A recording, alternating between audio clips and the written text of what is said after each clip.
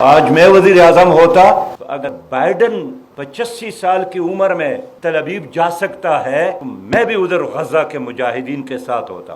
اس لیے غیرت کا تقاضا ہے، انسانیت کا تقاضا ہے۔ اگر برے لوگ برائی سے باز نہیں آتے تو اچھے لوگ اچائی سے کیوں باز آ جائے؟ اگر میں غلط ہوں مجھے ایک کام بھی نہیں کرنا چاہیے، لیکن اگر غزہ اور مجاہدین اور فلسطین حق پر ہے تو اگر امریکہ کے اداکار ان کے حق میں بولتے ہیں، وہاں کے بچے ان کے حق میں بولتے ہیں، لوگ وائٹ ہاؤس میں داخل ہو کر ان کے حق میں مظاہرے کرتے ہیں، حکمران کا کام بیان نہیں دینا ہے، تقریر نہیں کرنا ہے، حکمران کا کام ایکشن لینا ہے۔ اگر میں حکمران ہوتا میں ایکشن لیتا، اور میں یہ وہ صلاحیت دیکھتا ہوں کہ اگر ہم اتنے کم تعداد کے ساتھ پاکستان کی تمام سیاسی جماعتوں کو بلا سکتا ہوں، میں اپنی اس کم تعداد کے ساتھ تمام مشائخ کو، علماء کو بلا کر اکٹھا کر کے کام کر سکتا ہوں، میں اپنی جماعت کے اندر یہ صلاحیت دیکھتا ہوں کہ میں پاکستان سمیت تمام اسلامی حکمرانوں کو بھی اکٹھا کرتا کہ یہی وقت ہے جینے کا، یہی وقت ہے آگے بڑھنے کا، یہی وقت ہے وقت کے صلاح الدین ایوبی بننے کا۔ اور میں یقین دلاتا ہوں،